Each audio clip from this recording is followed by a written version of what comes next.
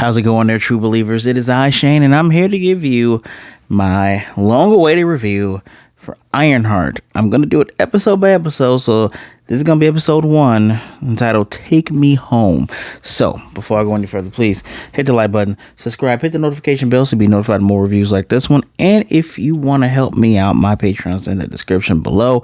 Go ahead and give it a click, whatever you choose to donate. It will be very much appreciated. So why have I taken so long doing this? I might as well start from the beginning. A lot of discourse around this. Around the time this came out, it was this and Superman, because James Gunn said, yeah, Superman is an immigrant. And of course, Superman will be fighting for people who are either displaced or have come from another place to live somewhere. I mean, doesn't take an idiot. If you read a damn comic, you would know this. And there's a lot of this goes around Ironheart because she's a criminal, and it's insane. Because then when Superman comes out, I'm gonna get into it. This one I try not to make these longer than 25 minutes, but I gotta get my shit off.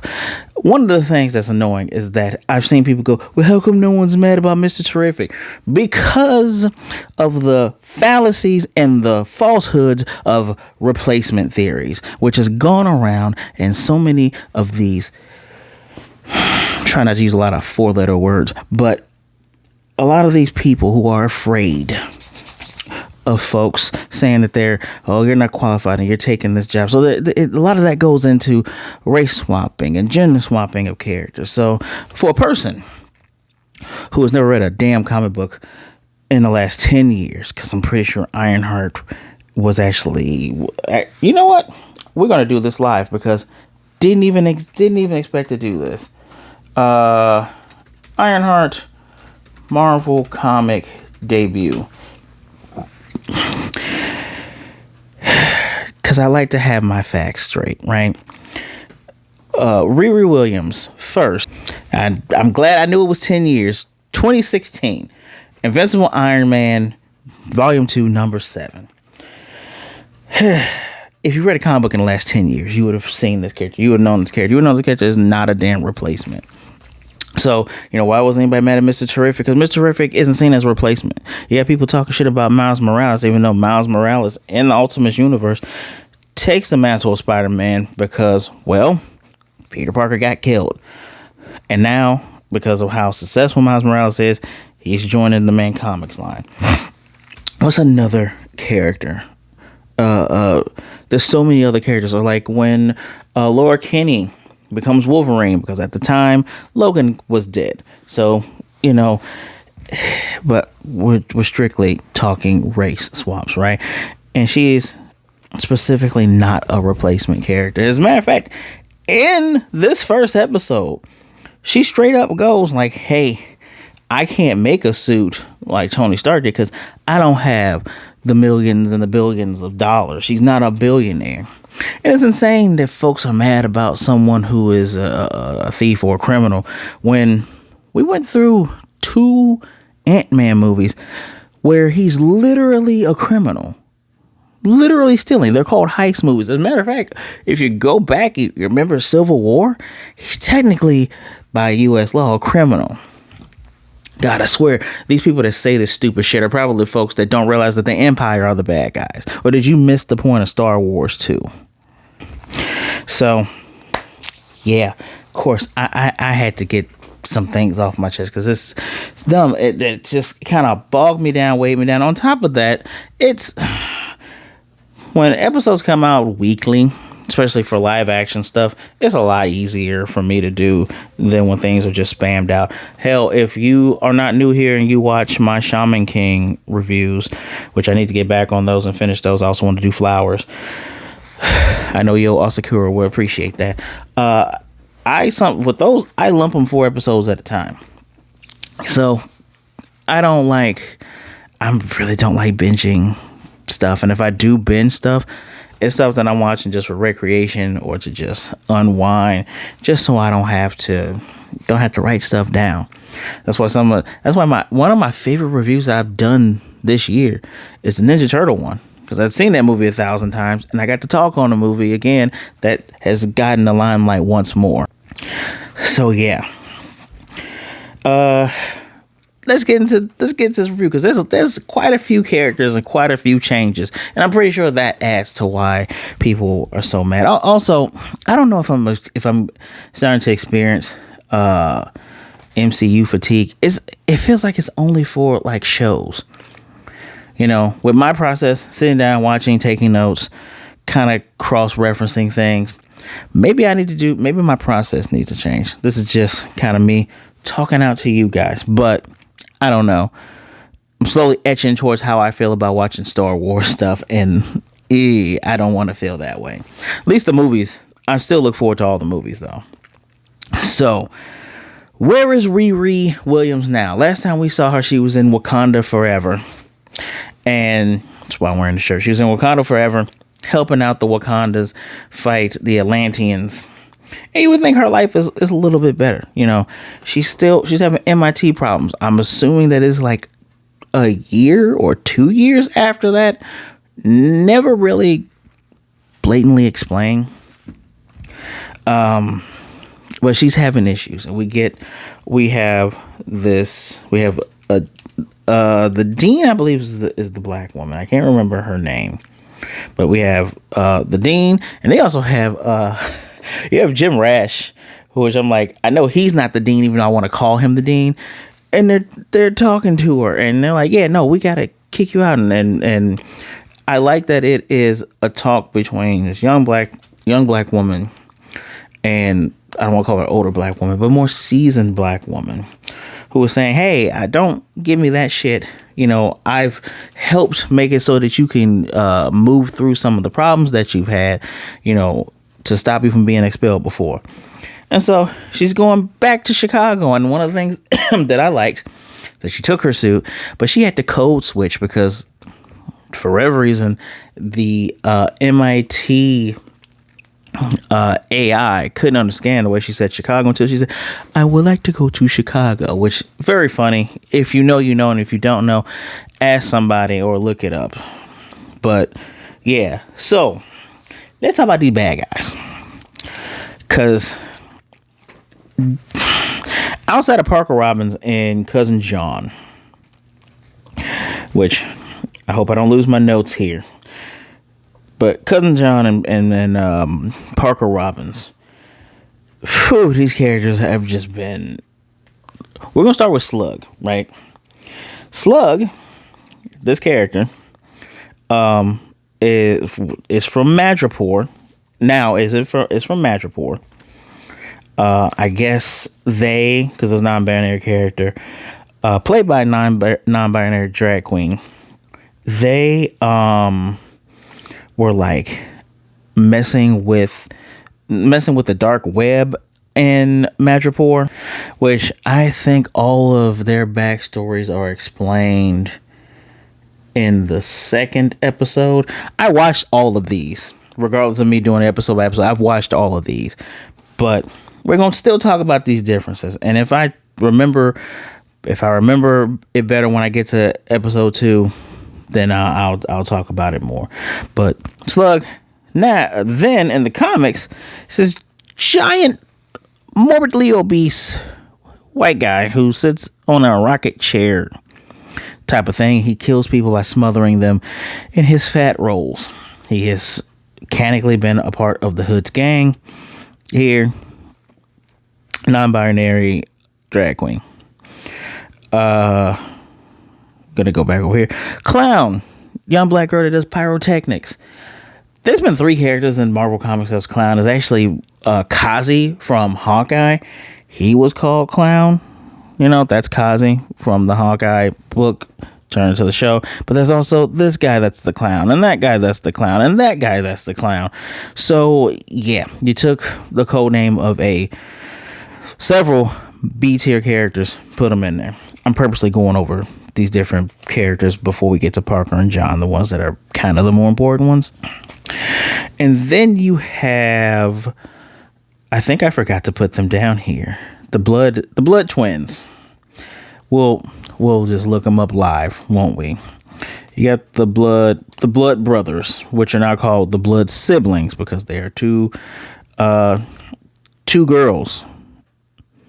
Two girls. I think they're LGBTQ. I mean, does a picture of these guys matter? Because they look exactly alike. Apparently, they showed up on the Marvel's Avengers Assemble. I don't like the art for that. It's too damn uniform, and they replaced Earth Mightiest Hero, so I did not watch that. But yeah, the Blood Brothers are zombie-like. No, sorry. Blood Brothers. Hold on, give me a second here. Like when they're close together, they got superpowers, super strength, super endurance. Their names are like Gira and Rajos, Blood. Just completely different characters. Super speed, agility, all that jazz. Here, they're underground fighters, stuff like underground fighters. That's who they are. Now, one of the most interesting castings is for Rampage, also known as Stu Clark. Stu Clark is played by Eric Andre. I almost call him Andre Eric, but Eric Andre, who's also who's affiliated with the Hoods gang as well, officially. Blood Brothers, no, but Eric Andre's character, yes. Dude's had like a super suit. He initially he worked with the original Jigsaw, but was killed by him. Jigsaw is one of Moon Knight's villains, if you didn't know. He also worked with Punisher after Civil War. This is all in the comics. The dude he was a bad guy, then he flipped to be a good guy. Went by the name Rampage. He was a short-lived villain against the champions. So, yeah, another B or C tier character, which is a shame what happens to him later. I won't get into that, but it's a shame what happens to him later. Because this character, it would have been interesting to see Eric Andre side by side with John Barenthal in that world. Him adding a little bit of comedy to add some levity to the world that is the Punisher. Is there any other characters I'm forgetting here? Oh, no. We're forgetting the big ones here. We're forgetting Parker Robbins and Cousin John, known as John King. Currently was revived by Thanos, becoming part of Thanos' Zodiac crew, and he is Cancer. Zodiac was a group of spies where I think Nick Fury, the white one, was Scorpio. So, haven't been keeping up with this, but yeah. Parker Robinson is his cousin. Parker Robinson, the Hood. His hood was given to him. Oh, well, he got it off of a demon after killing him by mistake. And that hood's power comes from Dormammu, and the hood's constantly talking to him, and it's influencing him to do things. Masterfully played here. I feel bad for forgetting this actor's name, but masterfully played by this guy. Really, really good job. Hood's powers are like he can curve bullets, turn invisible by holding his breath, teleport. Parker Robbins, the way he is in this show is slightly different than the comic book one. The comic book one, if you notice, Parker Robbins is kind of like a flip of Peter Parker. This guy cheats on his pregnant wife with some other girl, while also doing his underground villainy thing, trying to get the rise up. But he always had rules. He tried not to kill folks when it didn't. He tried not to kill. That was his whole point. Boy, oh boy, did they changed some stuff in here, and we'll get to those in a second. But recently, he was Ghost Rider. The spirit of vengeance went inside of him, and he went to Chicago. Funny enough, kind of wish I would have gotten to see that story. Maybe they'll do it. Maybe they'll do it in the future. I don't know. I got to keep this one up. But finally, we've gone through all of that. And this show is star-studded. Like, watching Riri come home after she has a funny crash landing, and the crash landing spells Ironheart. Didn't take a picture of that because I didn't think they were going to keep doing that. For later on titles, I did take some pictures. I'll show it to you guys later. But I mentioned Jim Rashmore. Cree Summer is in here. Damn. And I was a little bit disappointed. Because I said, damn, if we were going to pull Cree Summer in here, I wish she could have been somebody else. But wait till we get to episode 4 or 5. I want to say it's 4 and 5 possibly. Wait till we get there, because Cree Summer being in here, I'm happy. Thank you, Ryan Coogler. Thank you. This show's basically trauma, which is a lot of things that watch nowadays. Demon Slayer, Mushoku Tensei, a lot of stuff is trauma. Riri's thing is trauma. She watched as her stepfather was murdered, and also her best friend Natalie was murdered. Natalie is in the opening to this episode, and we see flashbacks of them being, funny kids. Xavier, I believe, is Natalie's older brother. It's kind of a will they, won't they thing between him and Riri, which is also an interesting change, because Riri Williams, I don't know if she's supposed to be bisexual in the comics or just lesbian, but she has a thing with Vision's daughter, Viv. So don't know if they're gonna continue that in the future, because with mice bending the knee to regimes and shit, who knows what they're gonna do. Yeah, by the time I'm doing this, all that stuff has already happened. So I'm still gonna try to give you guys reviews. So hey, if you want to cancel stuff, you got me talking about it. Let's see. So she wants to rebuild the suit, and multiple times throughout this series, because I'll mention again, she asks, why do you do it? And she's like, because I can. And every time she says it, I'm like, that's not a real answer, though. It's not even a cool answer. It's just a smart ass answer, right? It's because I can. She's not a replacement for Tony Stark, because, well, she doesn't have that money. As a matter of fact, when she comes back to Chicago, the Hood's crew messed up a hit that they were supposed to do. This house is going to come up 2 more times. I'll talk about it later, but they messed up. They see her come in because they want to replace Stu, because Stu is the reason why they kind of messed up. Pardon me. And so when she goes to the junkyard, folks know her. The guy who runs the junkyard, I forget his name, he remembers her, and they have her pictures on the walls and stuff. She, if I can look through some of my phone notes, I'm trying to remember. Like, she's around. Okay, so she went to college at 15. She built a robot dog. She graduated South Shore. She graduated South Shore Prep at 14. Man, I'm glad I take notes. She was in graduated 9th grade at 12. She's a genius. Which is also a funny thing when talking about, I just say racism bigots hating this character, talking about how could she be so smart starting off. No one questions how Tony Stark is that smart. No one questions how Beast is that smart, which, by the way, Beast's mutant ability is not being smart. No one questions how Ant-Man's that smart. We literally just have brilliant characters. Actually, in the comics, Riri Williams, if it isn't even the smartest character, it's Moon Girl. The little black girl that rides on a dinosaur, devil dinosaur. She's technically smarter than everybody.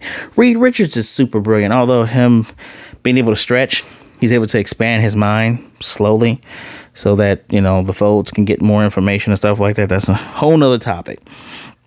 But yes, we have all these characters that are brilliant.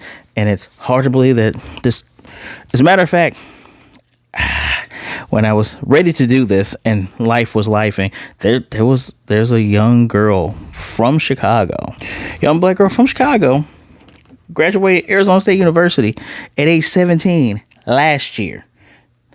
These are not things out of the realm of possibilities. Just whatever. It's just the discourse is so damn annoying, and these people are never going away. Especially with the stuff that has happened within recent weeks. These people are never, ever going away. But hey, if it keeps happening, I'm going to keep talking about it. Thumbs up or thumbs down, be damned. I'm going to keep talking about it. So, is going to join the Hood's crew reluctantly or not reluctantly. I don't, because she's gonna do, I guess, a trial thing, because John came in, sweet talker, paid for all her parts, said you can make some more money, looks like you need to make some money. She has back and forth with her mother, because Gary, her stepfather, her father, technically, if you just want to boil it down to, because Riri lost her father to violence when she was like 4. So, you know, Gary's had a mechanic shop, and it's funny because this whole time Riri is fighting back against her mom. And she's like, so you let Gary's dream die? And it's kind of like, no, you did, because she doesn't want to talk about it. She keeps running from it. And I think in the next episode, a couple episodes, we'll talk more about all that trauma. But she has to get an AI because she can't afford one. She has to build one from scratch. So she does brain mapping. And she hears voices. And I even wrote in my notes, I wonder if Doctor Strange shows up. Spoiler alert, he does not show up at all. So it's going to take 3 hours for this to work. She's thinking of her friend because she just talked to her mom about all that. And she doesn't want to face her trauma. If there's anything this show needs to teach you, go to a therapist.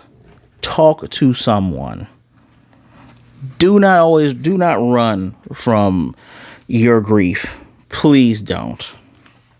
But regardless of such, she falls asleep, then she wakes up, and her friend is the AI, N.A.T.A.L.I.E, which, give me a second here, N.A.T.A.L.I. is actually a character in the comics. Oops, undo that. Natalie Washington, actual character in the comics. Not even bullshitting you. On top of that, Natalie, the neural autonomous technical assistant and laboratory intelligence entity, is in the comics as well. All of this happened. So the whole make it like the comics crew, y'all acting real bummy right now. Real bummy. But yes, Natalie appears, and that's kind of where the episode ends. I had to put in some of my notes here. A lot of Chicago staples here, the river, Chicago River, the tower that no one wants to talk about, and the Bucket Boys are there. We get a very funny character that's going to show up twice in this series. A boy with his wagon. I guess if this show was made in the 90s, it would be a little red wagon, wouldn't it? But with a wagon. Sometimes don't talk to me like that. I'm grown. I kind of looking at my screen like, are you grown though? Because you don't feel grown to me. So this episode, I gave it a 4 out of 5. It's above average. It was nice. The effects and animation of the suit flying and the suit crashing, all that was great. Everybody who was acting acted their asses off. A little bit of clunkiness with the Hood's crew, but the Hood has a crew in the comics. That's how it works. He makes a criminal syndicate.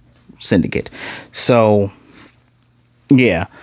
But I overall enjoyed this first episode, and it made me excited to see what's happening next, because I'm going, okay, this is how this girl's going to make an AI. Or this is how she's going to build herself up so she can make something iconic and do something iconic for the world. But yes, stay tuned, because you will see my review for episode 2 tomorrow. I'm going to put these up, try to get all these out. Marvel's zombies, the MCU's zombies, because the What If episode of zombies did so well, just like the comic books did. They're going to make that into a show, and it's supposed to come out on the 24th. Time of me recording this is the 21st, so 3 days from now will be Wednesday, right? Wednesday. I will not have that review out until Friday. I won't have that out until Friday. Or if I decide to put it out after I'm done with Ironheart, maybe I'll have it out after I'm done with Ironheart. I believe she's showing up in that show.